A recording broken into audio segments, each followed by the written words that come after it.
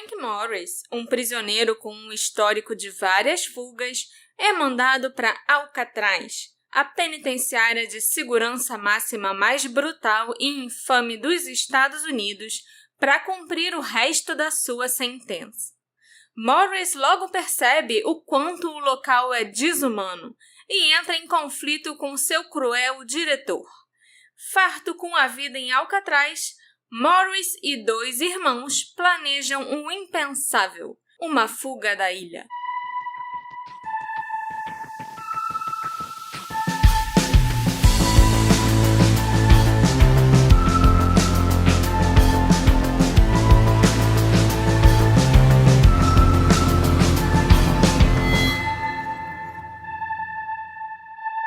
Olá, ouvintes queridos! Sejam muito bem-vindos ao novo episódio do Detetive do Sofá.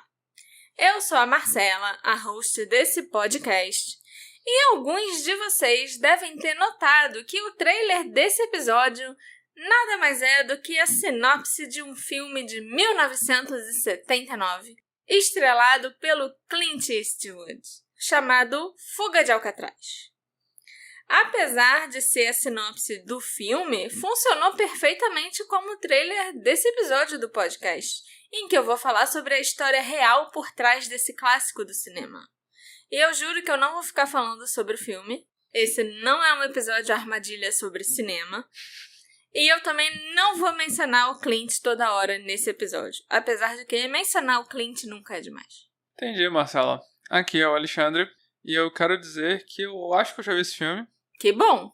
É um clássico. É um dos meus filmes favoritos do Clint. Eu já vi um filme sobre pessoas fugindo de Alcatraz. Eu não sei se é esse. Sim, o Clint.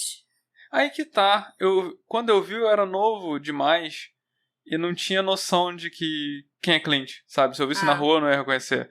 E se eu vi no filme, eu não sabia que ele era, oh meu Deus, olha, esse é o Clint. Entendeu? Então, eu acho que eu vi esse filme, a não ser que tenha um outro filme sobre uma fuga de Alcatraz que não tem o Clint e eu tenha visto esse. O filme era velho? Eu acho que sim. Mas antes da gente entrar nesse episódio clássico sobre um caso clássico de um filme clássico, eu quero falar a todos os nossos ouvintes que esse podcast conta com o apoio dos nossos queridos apoiadores. Aqueles que fugiram de suas prisões para financiar o Detetive do Sofá. Que prisões? Eu não sei. Eu achei que ia ter alguma metáfora comparando a prisão com alguma parte da vida do apoiador. Às vezes as palavras só saem da minha boca e não sei, né? Então, se você, querido ouvinte, quer ser uma dessas pessoas que apoia esse podcast... Se você quer escapar da prisão da sua vida... Tenha você escapado de uma prisão ou não, vai lá, dá uma olhada na Aurelo ou no Apoia-se. Como faz o seu apoio, é muito importante pra gente. A gente também quer escapar das nossas prisões e acho que com o seu apoio a gente cada vez vai tentando chegar lá, metaforicamente. Ok. Isso aí. Eu não sei o que responder. Dito isso... Foi muito profundo? Não foi. Assim, é tão profundo quanto a pessoa que ouvir decidir tirar significado. O que é a prisão? Sei lá. Claramente não é uma prisão, né? Porque eu acho que os nossos apoiadores não são aqueles detentos passando golpe e falando, peguei tua filha, tá aqui. Eu espero que não. Entendeu? Dito isso, agora sim me conta o que aconteceu nessa história com esses detentos, esses prisioneiros que escaparam de Alcatraz. Frank Morris nasceu em 1º de setembro de 1926, em Washington, D.C.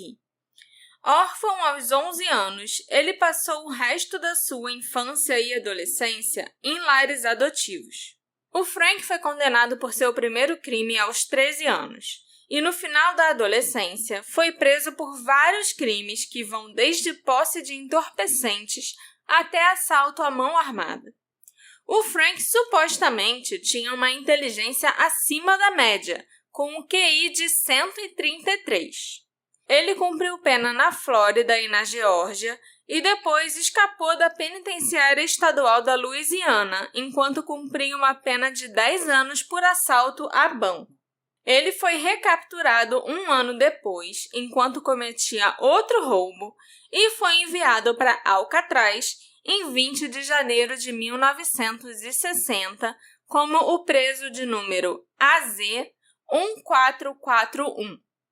Enquanto estava lá, o Frank conheceu John e Clarence Anglin, dois irmãos presos por uma série de roubos em 1956, que foram transferidos para Alcatraz após uma fuga fracassada de outra prisão. O John Anglin nasceu em 2 de maio de 1930 e o Clarence Anglin em 11 de maio de 1931. Os dois irmãos vieram de uma família de 14 filhos em Donaldsonville, na Geórgia. Seus pais, George e Rachel, eram trabalhadores agrícolas sazonais. No início da década de 1940, eles se mudaram com a família para Ruskin, na Flórida, onde os campos de tomate proporcionavam uma fonte de renda mais confiável. Todo mês de junho, eles migravam para o norte, até Michigan, para colher cerejas. O Clarence e o John eram inseparáveis quando jovens. Eles se tornaram nadadores habilidosos e surpreenderam seus irmãos ao nadar nas águas geladas do lago Michigan, enquanto o gelo ainda flutuava em sua superfície. O Clarence foi pego pela primeira vez invadindo um posto de gasolina quando tinha 14 anos. Os irmãos começaram a roubar bancos e outros estabelecimentos em dupla no início da década de 50, geralmente visando lojas e empresas que estavam fechadas para garantir que ninguém fosse ferido.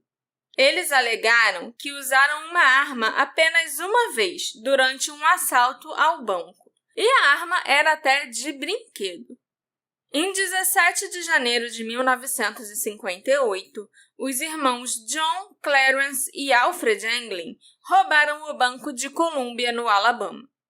Os três receberam sentenças de 35 anos, que cumpriram na prisão estadual da Flórida, na penitenciária federal de Leavenworth e depois na penitenciária de Atlanta. Após repetidas tentativas de fuga das instalações de Atlanta, o John e o Clarence foram transferidos para Alcatraz. O John chegou lá em 24 de outubro de 1960, como o preso AZ-1476, e o Clarence chegou em Alcatraz em 16 de janeiro de 1961, como o preso AZ-1485. Allen West nasceu em 25 de março de 1929, na cidade de Nova York. Allen foi preso mais de 20 vezes ao longo da sua vida. Em 1955, ele foi mandado para a penitenciária de Atlanta e depois para a prisão estadual da Flórida por roubo de carro. Após uma tentativa de fuga das instalações da Flórida, o Allen foi transferido para Alcatraz em 1957, aos 28 anos, e tornou-se o preso AZ-1335. Então, Alcatraz era o lugar que o pessoal mandava a galera que tentava fugir, né? Exatamente. E As até pessoas conseguia. têm essa ideia de que, Alcatraz é para onde eles mandavam as pessoas que cometeram os piores tipos de crimes Mais e tal. violentos. Mas não, era só os presos que davam mais trabalho, sabe? Os que ficavam tentando fugir, os que eram muito conhecidos, essas coisas, entendeu? Todos esses 4 presos já se conheciam de encarceramentos anteriores na Flórida e na Geórgia. Quando foram designados para celas adjacentes em Alcatraz, em dezembro de 1961, eles começaram a formular um plano de fuga sob a liderança de Frank Morris. Enquanto estava em Alcatraz, um preso chamado Clarence Carnes, que havia participado da infame revolta de Alcatraz 14 anos antes, fez amizade com o Frank Morris e informou-o sobre um túnel de acesso atrás de suas celas. Claro que o Frank usou essa informação para desenvolver um plano de fuga. Com a ajuda do preso Allen West, o Frank encontrou dutos de ventilação que davam acesso ao telhado e à liberdade. O Frank ainda tirou outras ideias para o plano de fuga deles de algumas revistas que ele encontrou na prisão. A receita de resina que ele fez foi tirada da edição de novembro de 1960 da Popular Mechanics. E ele aprendeu sobre boias de canal indicando rumo e perigos de navegação na edição de 21 de maio de 62 da Sports Illustrated. Os 4 presos ainda montaram uma jangada de borracha de 1,80 m por 4,5 m de comprimento, com as costuras cuidadosamente costuradas à mão e seladas com plástico líquido e calor dos canos de vapor próximos. Já os remos foram improvisados com compensado e parafusos. Os homens esconderam sua ausência enquanto trabalhavam fora das suas celas e após a fuga em si, com cabeças esculpidas de uma mistura feita à mão de sabão, pasta de dente, pó de concreto e papel higiênico, semelhante a papel machê, e deram a essas cabeças uma aparência realista, pintando-as com tinta da oficina de manutenção e colando cabelos recolhidos no chão da barbearia da prisão. Com toalhas e roupas empilhadas sob os cobertores nas camas e as cabeças colocadas nos travesseiros, eles pareciam estar dormindo. E assim, eles podiam passar a noite toda trabalhando na jangada que eles estavam construindo, no túnel que eles estavam cavando, sem serem nem interrompidos. Na noite de 11 de junho de 1962, com todos os preparativos feitos, os homens iniciaram seu plano. Alan West descobriu que o cimento que ele usou para reforçar o concreto em ruínas ao redor do seu duto de ventilação havia endurecido, estreitando a abertura e fixando a grade de volta no lugar. Quando Allen conseguiu remover a grade e alargar novamente o buraco para entrar no duto, os outros 3 homens já haviam partido sem ele, que voltou para sua cela e foi dormir. O Allen foi o único dos 4 conspiradores que não participou da fuga real. Ele cooperou plenamente com a investigação após a fuga dos companheiros e, portanto, não foi acusado por seu papel. Ele foi um dedo duro. O Allen foi transferido para McNeil Island, em Washington, depois que Alcatraz foi desativada em 63, e mais tarde foi mandado de volta para a penitenciária de Atlanta. Depois de cumprir a sua sentença, seguida de 2 sentenças adicionais na Geórgia e na Flórida, ele foi libertado em 67, apenas para ser preso novamente no ano seguinte sob a acusação de furto. Na prisão estadual da Flórida, ele esfaqueou fatalmente outro preso em outubro de 72, no que pode ter sido um crime de ódio racista. Ele cumpria várias sentenças, incluindo prisão perpétua, quando morreu de peritonite aguda em 78. Esse foi o fim da história do Alan West, mas os outros 3 a gente tem que descobrir o que aconteceu.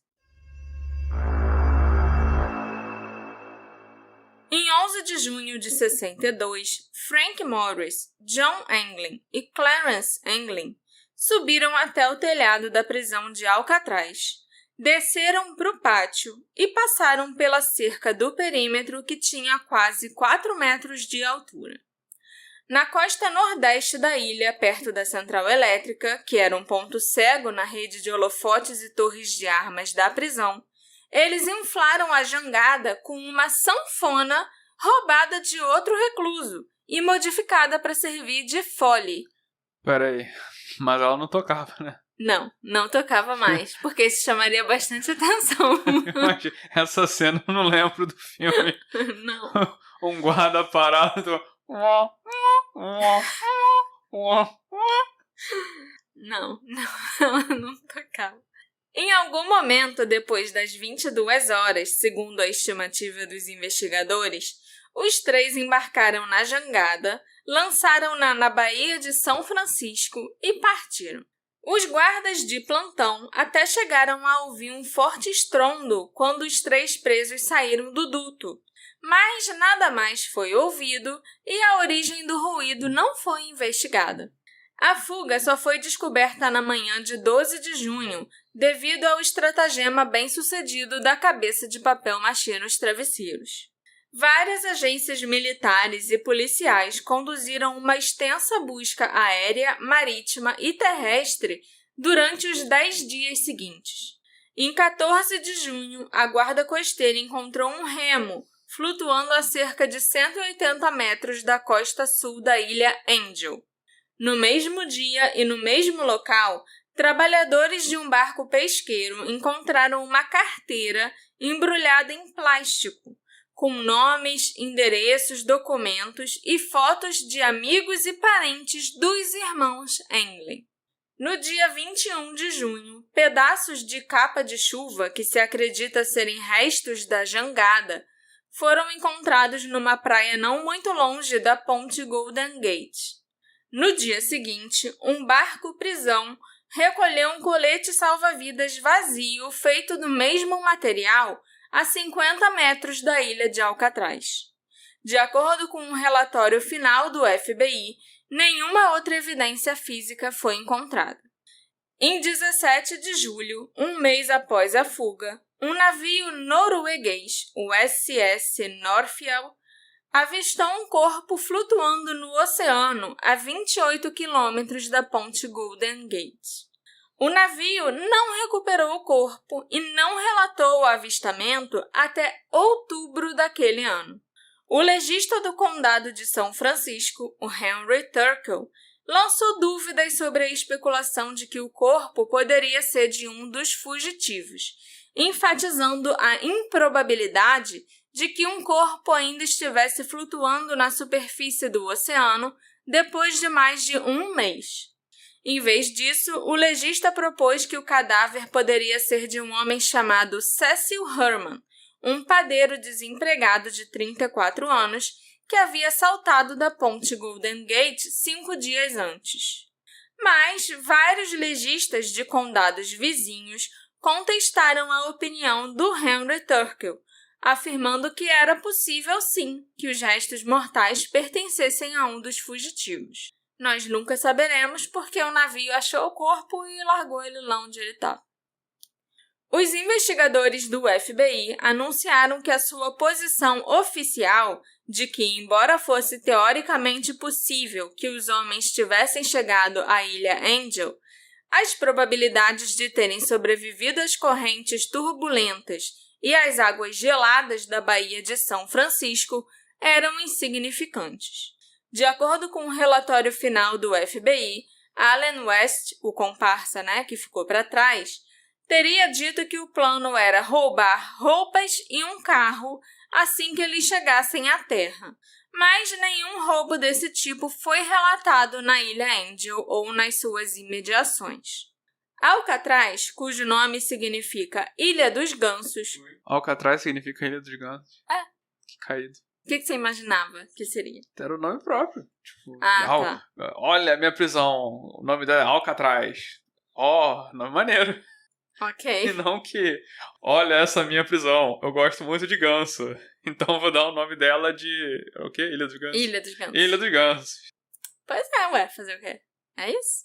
Então, a Ilha dos Gansos começou como uma fortaleza militar e prisão na década de 1850 e manteve desertores unionistas, bem como simpatizantes confederados, presos durante a Guerra Civil Americana.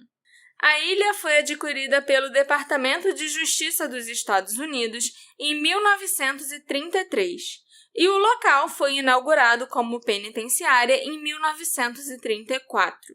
Logo, ele se tornou o lar de alguns dos criminosos mais infames da história americana, como o Al Capone e o mafioso de Boston Whitey Bulger.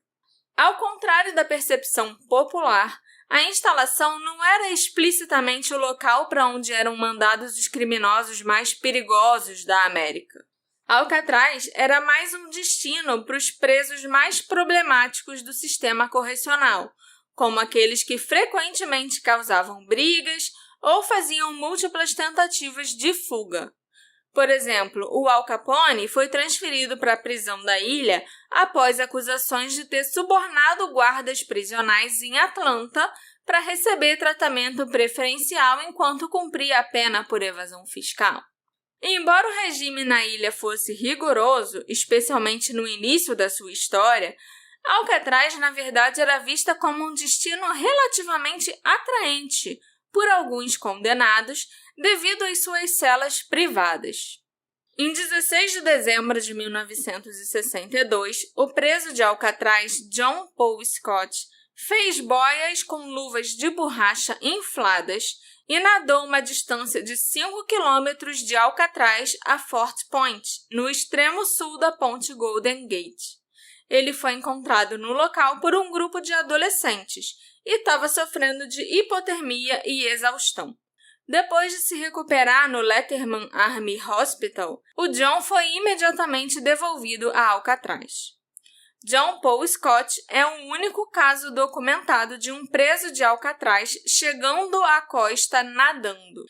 Hoje em dia, uma multidão de atletas nada na mesma rota de Alcatraz a Fort Point, como parte de 2 eventos anuais de triatlo. Maneiro. Em homenagem ao John. Mentira. Isso não. Grande ídolo dos triatletas. Pô, o cara nadou... Eu achava que a história ia terminar com o corpo dele azul foi encontrado. Não, ele ainda estava vivo. E assim, ele nadou no inverno, porque dezembro já é inverno. A água devia estar congelante. Interessante que mostra que dá pra sobreviver, então, né? Não dá. A nado dá.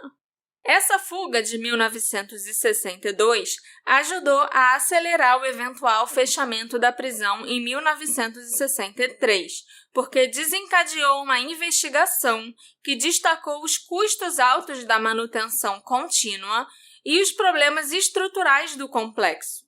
Hoje em dia, a prisão é um museu e uma grande atração turística de São Francisco. Queria muito conhecer. Uhum. Dizem que, inclusive, as cabeças de papel machê que eles fizeram e usaram na fuga ainda ficavam lá expostas dentro da cela de cada um. Da forma que estava quando eles fugiram, sabe? A prisão fechou pouco depois deles fugirem, né? Foi 3 anos depois. Então, ainda estava tudo guardado. Achei interessante que eles tiveram um maior plano pra fugir. Talvez tenham conseguido ou não, vai saber. E aí, alguns anos depois, o outro cara... totalmente bronco, falou, não, eu só vou nadando. Mas não adianta muito, né? Porque ele voltou pra prisão logo depois. Mas ele tá de parabéns. Apesar da crença pública de que o Frank Morris e os irmãos Anglin se afogaram na Baía de São Francisco, todos os 3 homens ainda têm mandados de prisão em aberto contra eles. O U.S. Marshal's Office continua a busca por Frank, John e Clarence até a data do 100º aniversário de cada homem. Então, até o último deles completar 100 anos, os 3 mandados de busca ainda vão ficar abertos. A fuga de 1962 desencadeou a maior busca em grande escala da época. E embora as autoridades nunca tenham encontrado nenhum corpo e tivessem certeza de que os homens deviam ter se afogado, avistamentos dos 3 sugeriram que Frank Morris e os irmãos Anglin conseguiram escapar. Em janeiro de 1965, o FBI investigou um boato de que o Clarence Anglin estava morando aqui no Brasil. Olha aí. Sempre, né? Agentes foram enviados aqui para a América do Sul, mas não encontraram nenhuma evidência direta de que ele estivesse aqui. Um homem ligou para o escritório do FBI em 1967, alegando ter sido um colega de classe do Frank Morris e dizendo que o conhecia há 30 anos. Ele disse que encontrou Frank em Maryland e o descreveu como tendo uma pequena barba e bigode, mas se recusando a dar mais detalhes. Os membros da família dos irmãos Anglin receberam cartões postais e mensagens ao longo dos anos. A maioria não estava assinada, mas um cartão foi assinado por Jerry e outro por Jerry e Joe. A família também possui um cartão de Natal supostamente recebido diretamente na caixa de correio da família em 62, que dizia para a mamãe de John, Feliz Natal. Ele nem botou no correio, sinal de que ele estava muito perto. Outro dos 12 irmãos dos Anglin, chamado Robert, também disse que às vezes o telefone tocava e tudo que se ouvia era a respiração do outro lado da linha. O Robert disse: "Suponho que tudo isso poderia ter sido uma pegadinha, mas talvez tenham sido meus irmãos." A mãe dos irmãos Anglin, a Rachel, recebia flores anonimamente todos os dias das mães até a sua morte em 1973.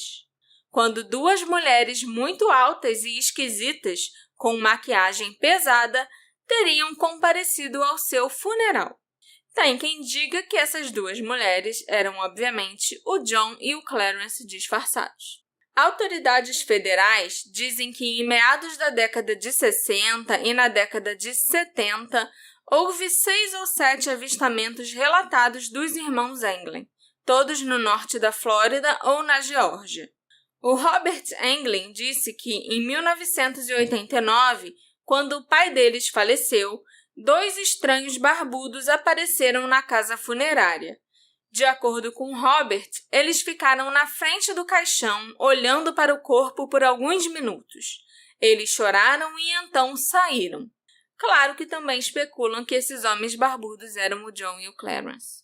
Em 1989, uma mulher que se identificou apenas como Kathy ligou para a linha de denúncias do programa de TV Unsolved Mysteries, o nosso favorito, para relatar que uma foto do Clarence Anglin correspondia à descrição de um homem que morava em uma fazenda perto de Marianna, na Flórida.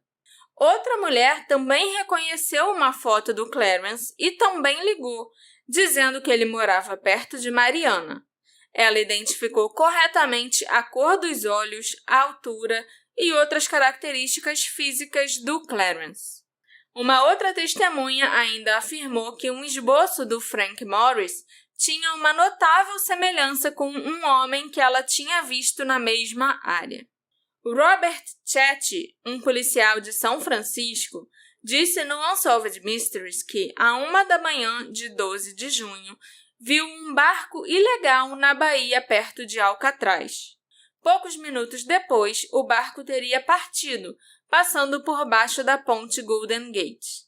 Isso levou à especulação de que os prisioneiros poderiam ter um aliado fora da prisão que foi buscá-los de barco. O FBI rejeitou imediatamente o relato do Robert Chetty. Em 1993, um ex-preso de Alcatraz, chamado Thomas Kent, disse ao programa de TV America's Most Wanted que havia ajudado a planejar a fuga e afirmou ter fornecido novas pistas significativas aos investigadores. O Thomas disse que a namorada do Clarence Anglin concordou em encontrar os homens em terra e levá-los para o México. O Thomas teria se recusado a participar da fuga por não saber nadar. As autoridades estavam céticas em relação ao relato do Thomas Kent porque ele havia recebido $2.000 pela entrevista. Um homem chamado John Leroy Kelly ditou uma longa confissão no leito de morte para sua enfermeira, também em 1993. O John Kelly afirmou que ele e um parceiro teriam pegado o Frank e os irmãos Anglin num barco e os transportaram para a área de Seattle, em Washington. Mais tarde, sob o pretexto de transportá-los para o Canadá, o John Kelly e o seu parceiro assassinaram os fugitivos para conseguir os $40.000 que suas famílias haviam arrecadado para eles recomeçarem suas vidas. No local em Seattle onde o John Kelly afirmou ter enterrado os 3 fugitivos, nenhum resto humano foi encontrado.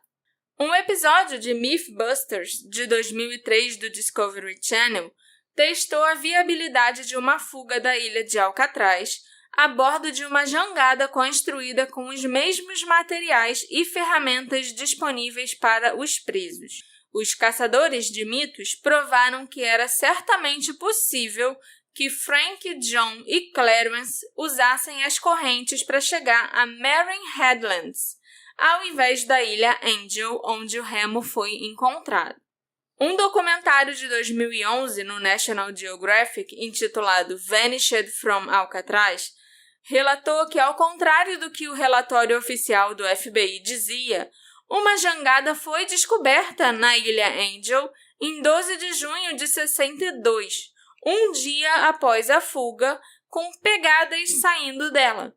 Além disso, um Chevrolet azul 1955, com a placa KPB 076 da Califórnia, foi roubado no condado de Marin no mesmo dia, uma afirmação corroborada por histórias contemporâneas no Humboldt Times e no San Francisco Examiner.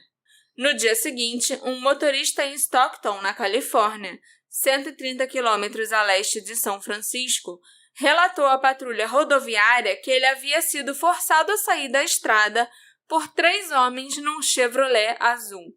Um estudo de 2014 sobre as correntes oceânicas realizado por cientistas da Universidade de Delft concluiu que, se os prisioneiros deixassem Alcatraz às 23h30 em 11 de junho, eles poderiam ter chegado a Horseshoe Bay, ao norte da ponte Golden Gate. E qualquer destroço teria flutuado na direção da ilha Angel, consistente com o local onde o remo e os pertences dos homens foram realmente encontrados, além da jangada, né? Mas se os 3 homens partissem antes ou muito depois desse horário, as marés e correntes eram tais que as suas hipóteses de sobrevivência seriam mínimas.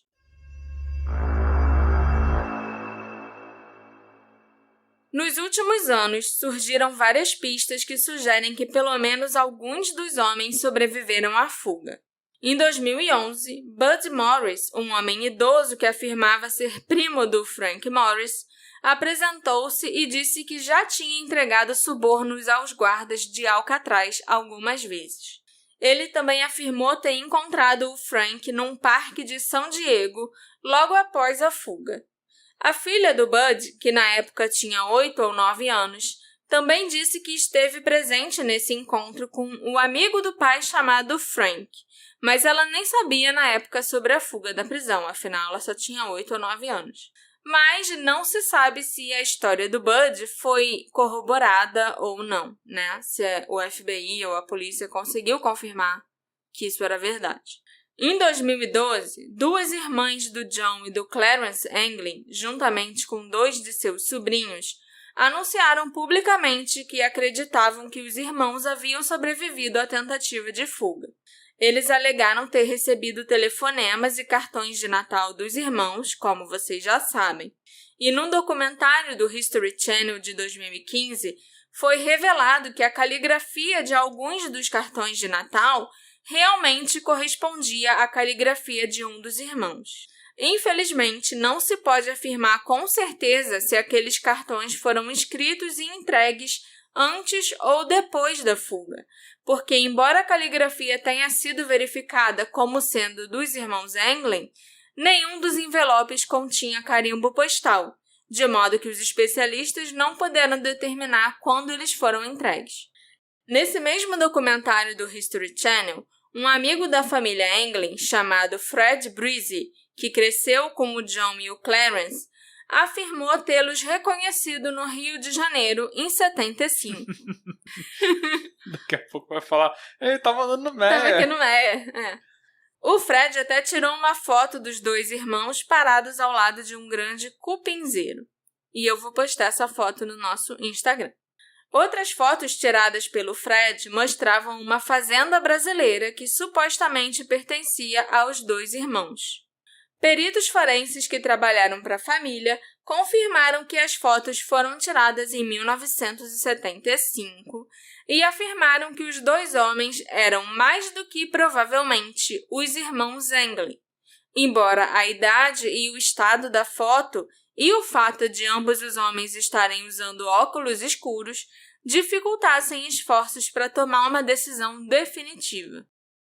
Art Roderick, um ex-marshal dos Estados Unidos aposentado que já chefiou a investigação e que mais tarde trabalhou com a família Anglin, chamou a fotografia dos dois homens tirada por Fred Brizzi de absolutamente a melhor pista que tivemos e acrescentou: ainda pode ser tudo uma bela história que não é verdade, ou a fotografia pode ter o objetivo de desviar a investigação do verdadeiro paradeiro dos Anglin. Michael Dyke, o último marshal designado para o caso, disse que o Fred Brizzi era um traficante de drogas e vigarista e que suspeitava do seu relato. A própria viúva do Fred Brizzi disse também que nunca o ouviu mencionar ter visto os irmãos Anglin no Rio e que ele era sim um vigarista propenso a inventar histórias. Um especialista que trabalhava para o US Marshal Service não acreditava que a fotografia fosse legítima. O Michael Dyke disse que as medições das características físicas dos irmãos Anglin indicam que eles não são os homens da foto do Brasil, mas ele reconheceu a dificuldade em fazer uma determinação definitiva e descartá-la como uma pista válida.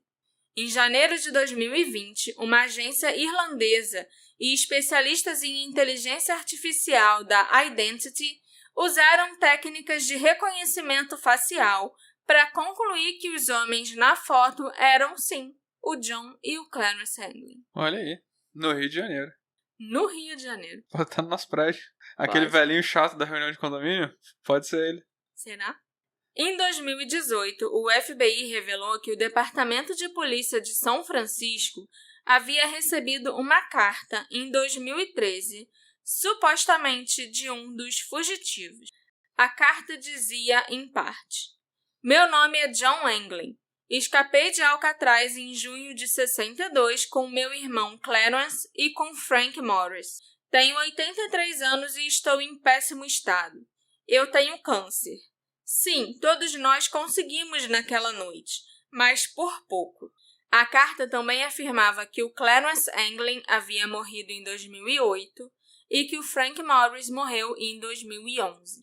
A carta continuava com o John dizendo: se vocês anunciarem na TV que me prometerão que eu não ficarei preso por mais de 1 ano e que receberei atendimento médico, eu mandarei outra carta para que vocês saibam exatamente onde estou. Isso não é brincadeira. Isso não deu em nada? Eles não correram atrás? Eles não responderam? Então, a carta chegou em 2013 e o FBI só revelou a existência dessa carta em 2018, 5 anos depois. E não revelou o que eles fizeram a respeito? A gente não tem como saber o que eles fizeram a respeito. Eu acho até que eles não fizeram nada.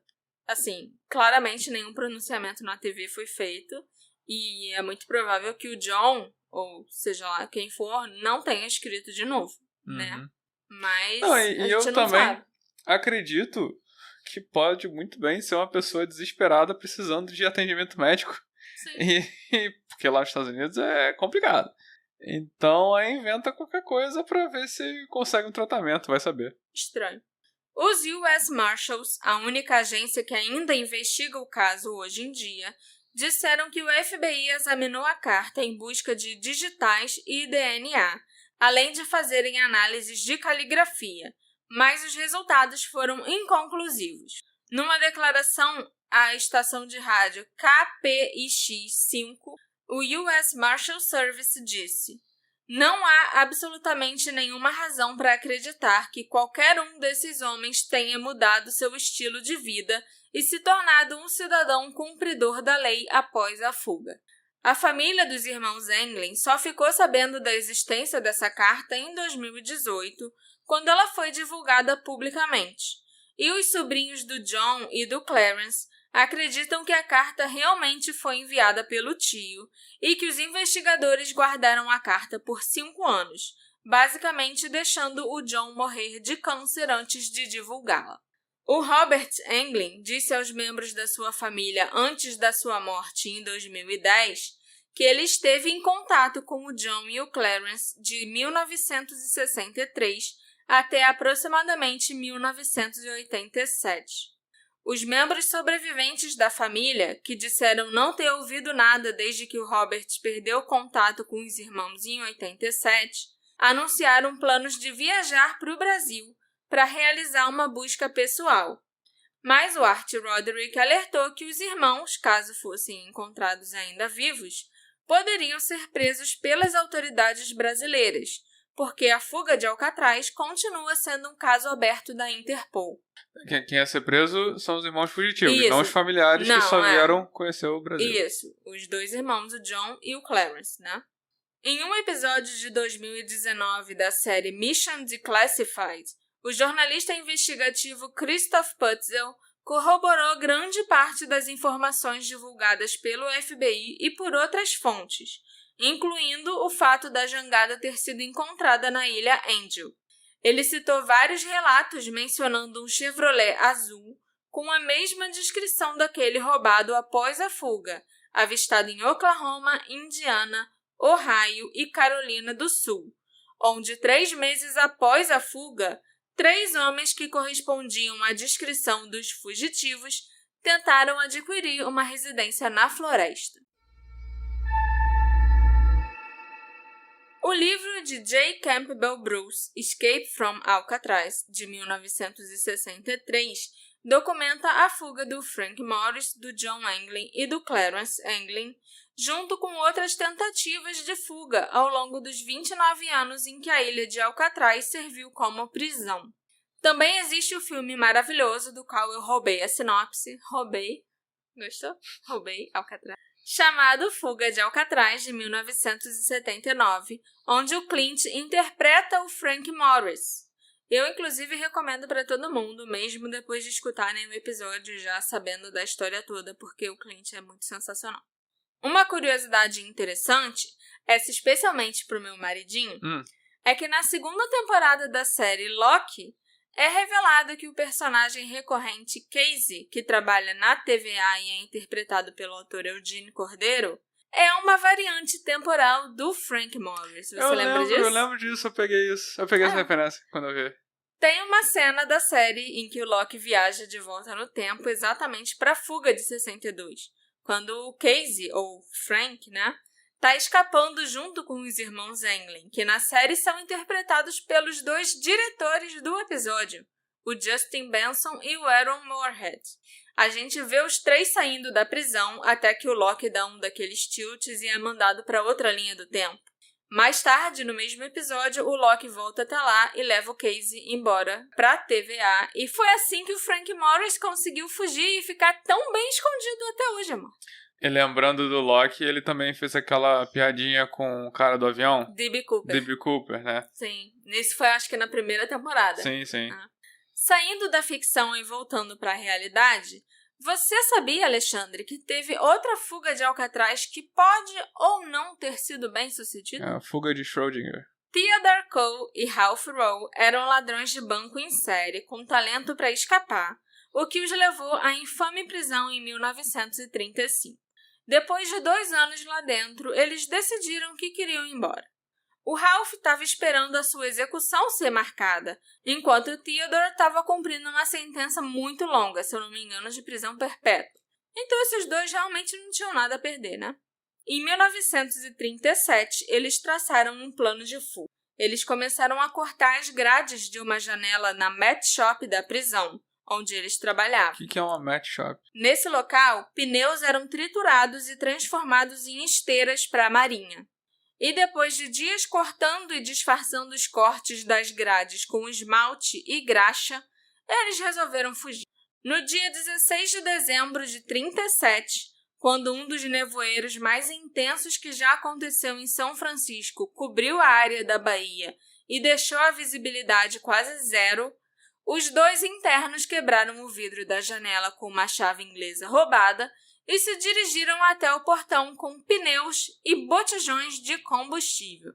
É impressionante como tudo estava disponível nessa prisão, né? Você quer graxa? Tem aqui. Você quer um monte de coisa para fazer uma jangada? Tem aqui. Você quer uma chave inglesa? Tem aqui. Porque o pessoal quer usar Tem aqui. O pessoal quer usar os presos ainda como mão de obra barata, aí tem que dar essas coisas mesmo.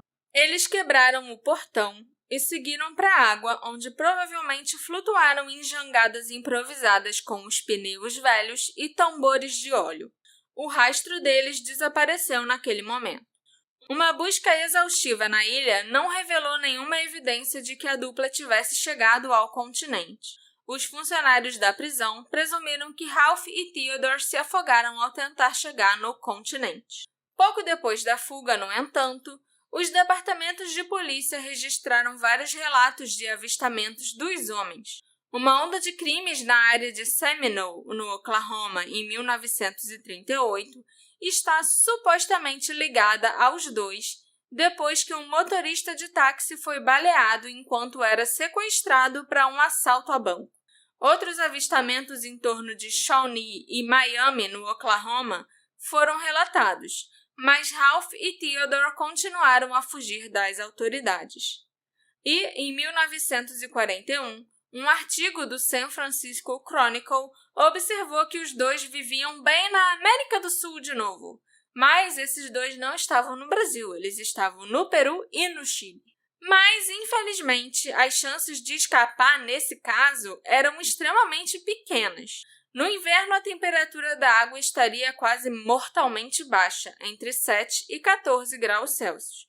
Apesar de que, né, A gente já tem um caso de sucesso. Já tem um caso de sucesso. O cara nadou, Ele chegou viu. lá com hipotermia, quase morrendo. Ficou lá só estirado esperando ser levado para o hospital, mas chegou. As autoridades concluíram que nem mesmo um nadador experiente conseguiria sair vivo da água com uma temperatura dessas. Essa fuga do Theodore e do Ralph, eu até duvido um pouco que tenha sido bem sucedida, para falar a verdade. Mas, sobre a fuga de 1962, eu acho o contrário. O FBI apresentou a opinião de que o Frank, o John e o Clarence não sobreviveram à tentativa de escapar de Alcatraz e teriam se afogado logo após deixarem a ilha. O FBI e a Guarda Costeira vasculharam a área e encontraram vários itens que acreditavam pertencer aos homens. Isso incluía um remo, alguns coletes salva-vidas e o saco plástico lacrado que continha documentos, cartas e endereços. Mais tarde, pedaços de capa de chuva que se acredita serem da jangada também foram encontrados na praia. Os investigadores defenderam a opinião de que as marés altas teriam tornado impossível aos 3 homens chegarem em segurança à costa, e que, em vez disso, eles teriam sido arrastados pela correnteza e mortos. Os corpos teriam sido levados pela corrente para o Oceano Pacífico, deixando poucas esperanças de que algum dia fossem recuperados. Além disso, houve relatos do corpo sendo avistado nos dias seguintes. Os relatos vieram do cargueiro norueguês, que afirmou ter visto um corpo flutuando nas proximidades. O corpo vestia um casaco azul. Teoriza-se que esse poderia ser um dos prisioneiros, mas o corpo em questão nunca foi recuperado. Além desses pontos que eu acabei de mencionar, outra razão para acreditar que os homens podem ter se afogado foi a informação sobre o seu plano.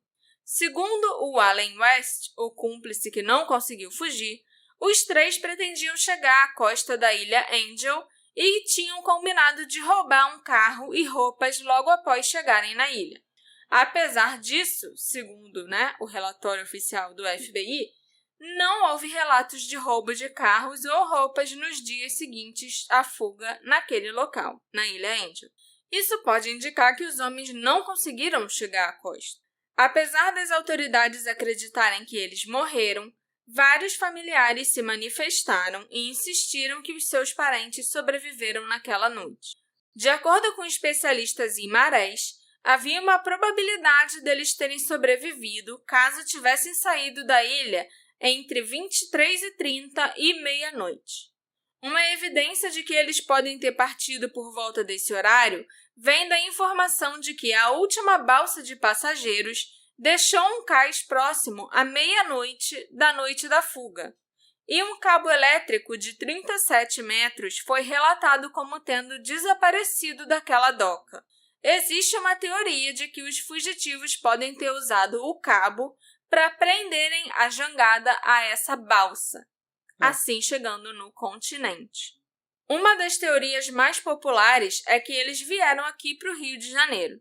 Como se a gente já não tivesse criminosos o suficiente por aqui, né?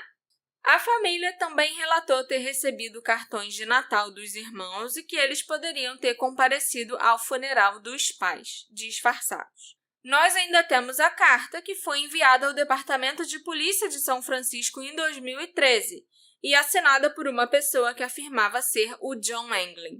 Na carta, ele relatou que os 3 sobreviveram à tentativa de fuga, o que eu acho que seria sensacional.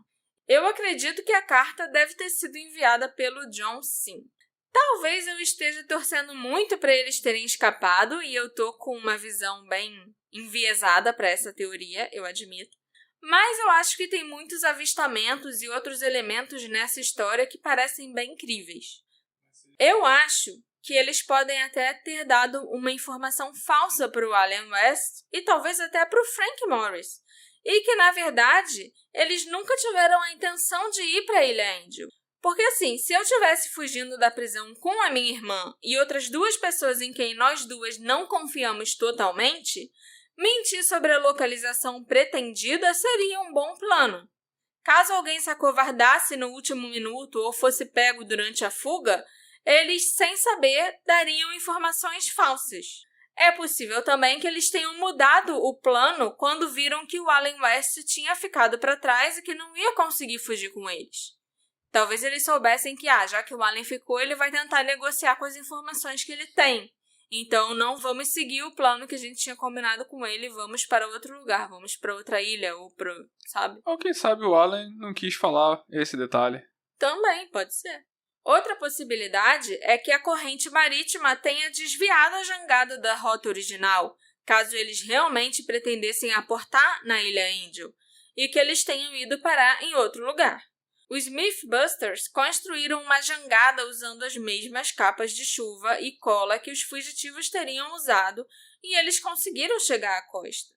Eles não foram parar, entretanto, na Ilha Angel, que era o destino pretendido originalmente, e acabaram em Mary Headlands. Se esse foi o destino dos fugitivos, pode ter até funcionado ao seu favor, né?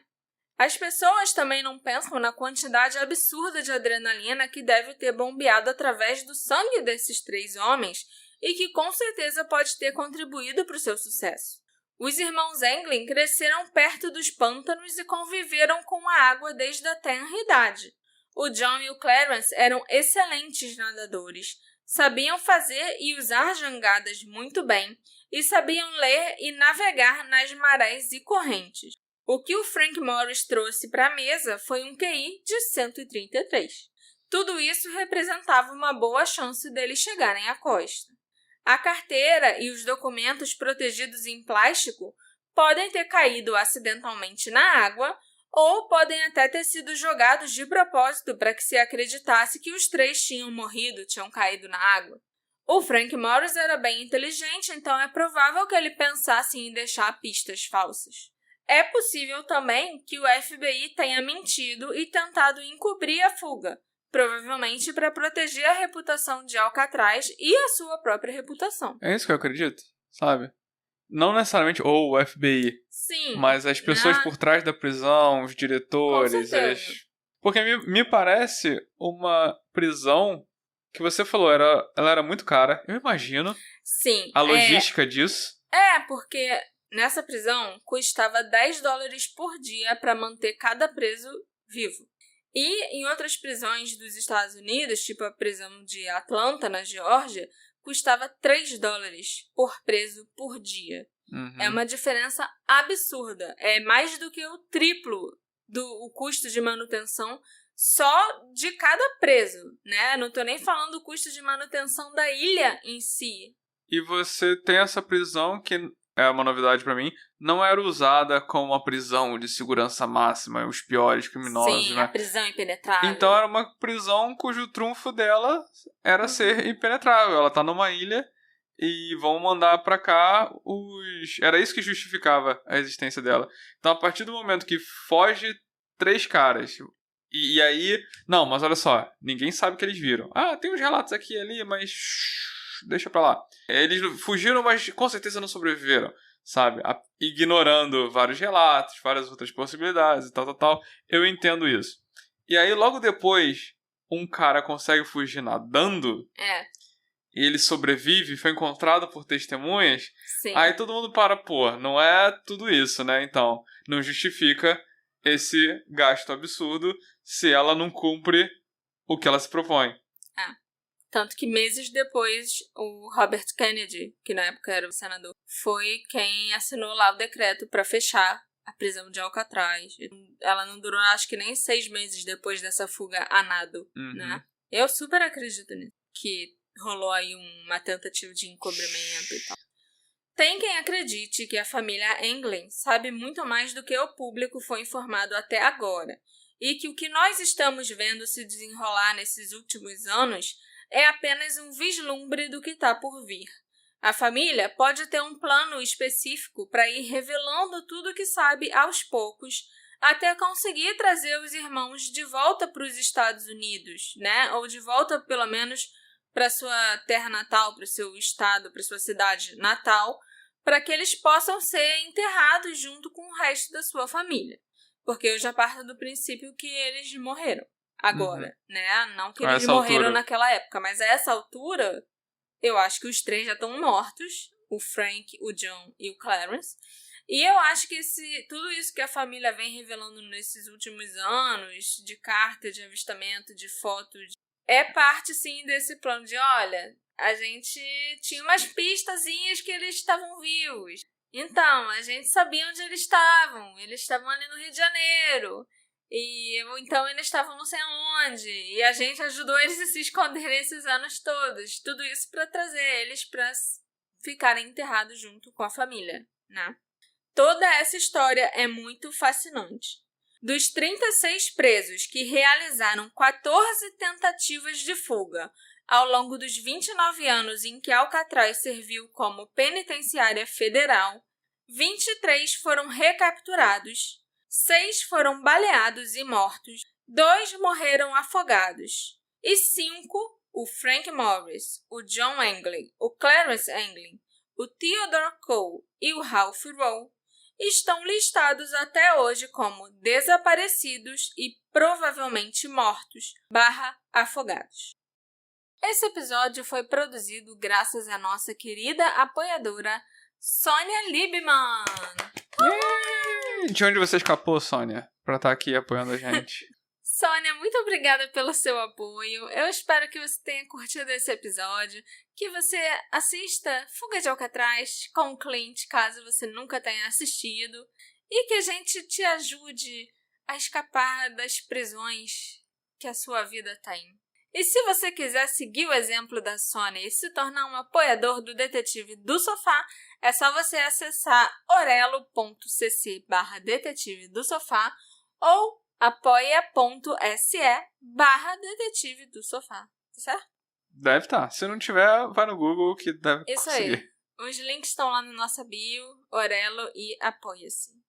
O que vocês acham que aconteceu com o Frank, o John e o Clarence? Você acha que eles fugiram sim e foi bem feito pro FBI e pra prisão que passaram vergonha? Eles conseguiram vencer o sistema? Ou eles morreram na tentativa e nunca foram encontrados? Você tem alguma outra teoria? Me encontra nas nossas redes sociais, @detetive do sofá, e me conta o que você achou desse episódio. A gente se encontra na próxima investigação. Interessante, se eu não me engano, o filme acaba com eles na água, né? O filme também deixa em aberto. Sim. Tchau, tchau. Você tá dando spoiler do filme. Mas você deu todo o episódio é um spoiler. Todo episódio. Mas você falou como o filme termina, amor. Isso é imperdoável. Você também falou como. Eu não falei nada. Você falou que eles fugiram. Como eles fugiram. Eu acho até que o filme, na verdade, o que eu me lembro do filme, ele muda as coisas. Como eu falei, tem um lance de botes feitos de calça jeans que eles inflam. Ele mistura um pouco da fuga do outro cara que foi a nado, que fez boias com um tecido, sabe? Tipo, inflou uma coisa, não tô lembrando. Tchau, tchau. Tchau, tchau.